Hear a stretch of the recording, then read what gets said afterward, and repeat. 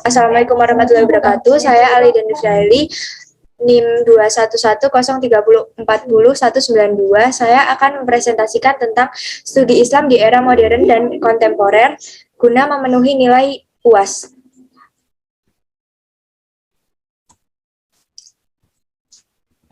Saya akan membacakan pendahuluannya. Studi Islam di masa kontemporer banyak dipengaruhi oleh faktor-faktor yang berasal dari luar dunia akademik ilmiah, seperti politik dan ideologi, sehingga studi Islam lebih bersifat partikular dan tidak menggambarkan fenomena keagamaan yang sesungguhnya. Bahkan lebih parah lagi, studi Islam semacam itu tidak diakui sebagai suatu karya ilmiah studi agama. Hal yang akan kita bahas kali ini adalah studi Islam di era modern dan kontemporer. Lalu persoalan utama dalam studi Islam, yang ketiga ada perubahan paradigma dalam studi Islam.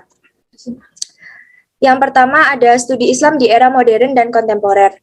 Studi Islam selalu dipengaruhi oleh perkembangan ilmu pengetahuan sehingga pendekatan apapun yang digunakan untuk melakukan studi Islam tidak dapat mendorong seseorang untuk cenderung mengukuhkan dan melahirkan truth claim terhadap pendekatan dan menafikan yang lainnya. Selain itu, paradigma baru yang sesuai dengan perkembangan ilmu pengetahuan, khususnya ilmu-ilmu sosial, perlu mendapatkan tempat agar dapat menawarkan pandangan baru dalam mengkaji agama yang lebih terbuka dan berpandangan ke depan dengan mengakomodasikan nilai-nilai universal. Persoalan utama dalam studi Islam.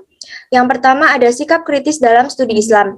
Sebagai bidang kajian ilmiah, studi agama bekerja dengan data yang mengandung makna-makna keagamaan dalam masyarakat atau individu pemeluknya. Karena itu, kajian agama membutuhkan bantuan metodologis yang mengharuskan para pengkaji memperhatikan secara penuh apa yang dimaksud dengan beragama dan agama dalam masyarakat. Yang kedua ada objektivitas dalam studi agama. Persoalan utama dalam studi agama adalah masalah perspektif insider dan outsider dalam mengkaji suatu agama, yaitu persoalan objektivitas dan subjektivitas. Persoalan ini selalu menarik perhatian dalam kajian fenomena keagamaan masyarakat. Karena antara peneliti dan objek yang diteliti atau masyarakat mempunyai cara pandang dan pengalaman yang berbeda. Yang ketiga ada rekonstruksi studi Islam. Tradisi ilmiah Islam kontemporer masih jauh tertinggal dan masih berkutat pada isu-isu internal umat Islam yang juga belum terselesaikan. Hal ini disebabkan karena umat Islam selalu menggunakan cara pandang yang sama, yaitu al-qiraah al-mutaqarrirah dalam melihat perubahan. Selanjutnya ada perubahan paradigma dalam Islam. Yang pertama ada isu-isu kontemporer, demokrasi dan hak asasi manusia. Yang akan kita bahas kedua adalah gerakan global salafisme. Yang ketiga adalah perlunya kesadaran Muslim sebagai bagian dari world citizenship. Saya akan menjelaskan tentang Islam dan isu-isu kontemporer atau demokrasi dan HAM. Pembahasan yang mendalam tentang isu-isu kontemporer seperti hak asasi manusia, kesetaraan gender, pluralisme agama, hubungan dan hubungan internasional yang menggunakan standar PBB, mengagetkan para ilmuwan Islam yang masih menggunakan perspektif metodologi keilmuan lama. Corak pendekatan kritis dalam studi agama Islam belum begitu dikenal dan tidak populer di kalangan masyarakat Muslim.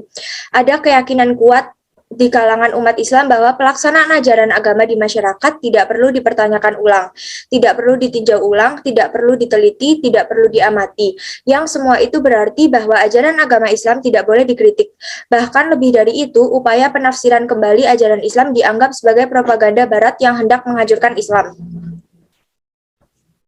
Yang kedua ada salafisme setelah berkembang begitu cepat, bahkan ia menjadi gerakan keagamaan yang berkembang paling signifikan di dunia di era kontemporer ini. Salah satu doktrin salafisme, terutama salafi jihadi, adalah al-wala wa al-baro. Doktrin ini mengatur hubungan antara komunitas mukmin dan non-mukmin. Munculnya gerakan salafisme global telah menjadi bahan renungan bersama bagi para pemikir Islam kontemporer. Tuduhan terhadap Islam yang tidak membawa misi perdamaian tetapi justru misi kekerasan sulit untuk ditolak manakala kita menyaksikan bahwa agama seringkali digunakan sebagai landasan ideologis dan pembenaran simbolis bagi tindakan kekerasan yang dilakukan sebagian umatnya. Kondisi ini telah menjadi titik tolak bagi para pemikir Muslim kontemporer untuk dapat mengembalikan ajaran Islam ke dalam misi utamanya, yaitu perdamaian, keseimbangan, dan keadilan, serta ketentraman dan dalam kehidupan yang beragama dan plural. plural. Perlunya kesadaran Muslim sebagai bagian dari world citizenship. Perubahan yang sangat pesat di abad ke-21 ini disebabkan karena adanya perkembangan ilmu pengetahuan, tatanan sosial politik dan sosial ekonomi, hukum tata kota, lingkungan hidup, dan sebagainya. Dalam rangka mengatur dan memperbaiki kualitas kehidupan manusia, masyarakat Muslim kontemporer dimanapun berada sekarang terikat dengan kesepakatan dan perjanjian-perjanjian internasional. Khususnya setelah terbentuknya badan dunia seperti Perserikatan Bangsa-Bangsa atau PBB dengan berbagai urusan. Sekian dari saya. Wassalamualaikum warahmatullahi wabarakatuh.